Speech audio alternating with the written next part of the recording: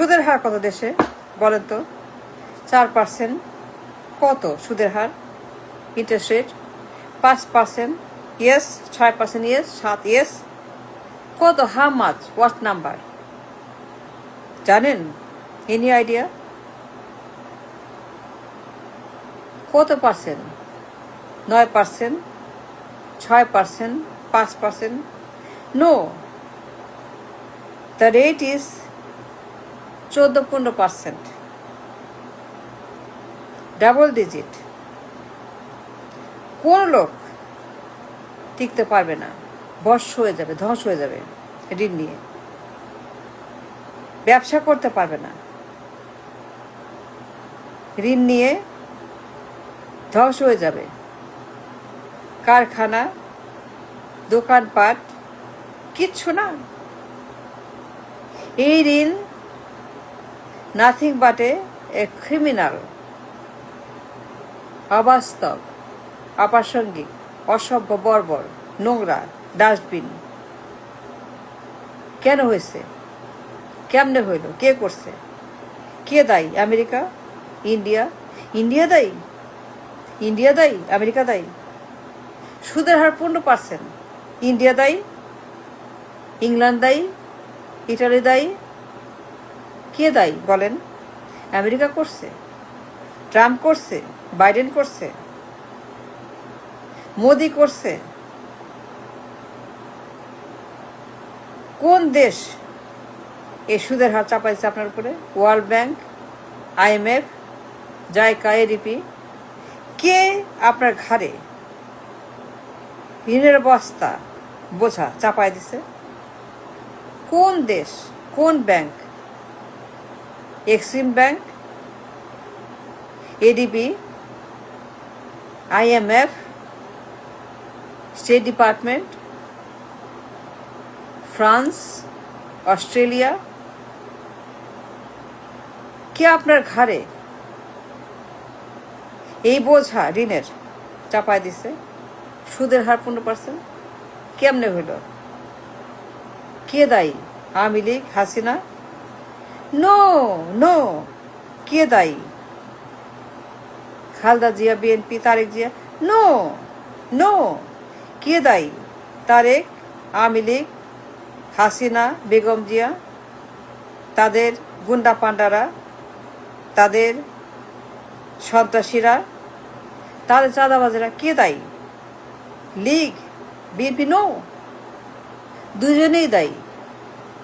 এরা গলায় গলায়, হাতে হাতে, হাতে হাত ধরে ডিল করে সম্মিলিত ব্যাংকগুলোকে খালি করেছে, ইকোনমি খালি করেছে, পাচার করেছে, ঋণ খেলাপি করেছে, ব্যাংক ডাকাতি করেছে, বাজেট চুরি করেছে, রিজার্ভ চুরি করেছে, টাকা পাচার করেছে, বেগমপাড়া সুইস ব্যাংক করেছে, মালয়েশিয়া করেছে, লন্ডারিং করেছে কালেকটিভলি। এরা দুইজনে মিলে, বেগম জিয়া, শেখ হাসিনা, তারেক জিয়া, শেখ হাসিনা, আওয়ামী লীগ, সজীব জয়, এরা সবাই এই গোষ্ঠী, দুই গোষ্ঠী পরিবার, দুই জঘন্য গোষ্ঠীর পরিবার, এরা কালেকটিভলি ব্যাংকগুলোকে শেষ করেছে। এরা একসঙ্গে মিলেমিশে ব্যাংক খেয়েছে, রিজার্ভ খেয়েছে, ডলার খেয়েছে, ইকোনমি খেয়েছে।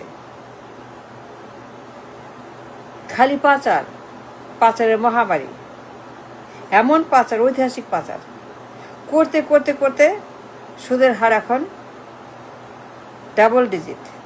এর কারণ অতিমাত্রায় ঋণ, ব্যাংক ডাকাতি, ঋণ খেলাপি, পাচার। এর মানে, এর মূলে টাকা প্রিন্টিং, উৎপাদন নাই, কারখানা নাই, জব নাই, প্রোডাক্ট নাই, সেল নাই, রপ্তানি নাই, সোর্স অফ ইনকাম নাই, সোর্স অফ মানি নাই, টাকা নাই, সেল নাই, সোর্স অফ ইনকাম নাই, টাকা বানানোর জায়গা নাই, কারখানা নাই, বিনিয়োগ নাই, জব নাই, শিল্প নাই, প্রোডাক্ট নাই, কোনো রপ্তানি নাই, source of money, source of income নাই, উৎপাদন নাই, কর্মী নাই, বেতন নাই, পেরোল নাই, পেচেক নাই, রুটি রোজগার নাই। এর মূলে ভ্যাকুয়াম ইন দ্য ইকোনমি। এর মূলে huge vacuum in the economy, like a ভূমিকম্প, like a earthquake, and that busted in the bank. এখন ব্যাংকে টাকা নাই, তারল্য সংকট, টাকার মূল্য নাই, ইনফ্লেশন, টাকার কোনো দাম নাই, সুদের হার 15%, ইনফ্লেশন ডাবল ডিজিট, ইনকাম নাই, ঋণ, টাকা ছাপাও আর ব্যয় করো, উৎপাদন কোনো সোর্স নাই, কারখানার কোনো চিহ্ন নাই, বিনিয়োগ নাই, কোনো সেল নাই, কোনো ইনকাম নাই। And that's the reason for the fail in the economy. এই সুদের হার কোনো টিকতে পারবে না, এটা অবাস্তব না, এটা ক্রিমিনাল। এই যে দায়ী 2 চোর পরিবার, এরা ডাকাতি, ঋণ খেলাপি, লন্ডারার, বেগমপাড়া সুইস ব্যাংক, এই 2 পরিবার মিলে একসঙ্গে গলায় গলায় ডিল করে, যুক্তি করে, শর্ত করে ব্যাংকগুলো খালি করেছে, রিজার্ভ খালি করেছে। খালি বেগম জিয়া না, খালি তারেক জিয়া না, খালি হাসিনা না, সম্মিলিত চুরি, লুটপাট। তারা বলে কয়ে মিলেমিশে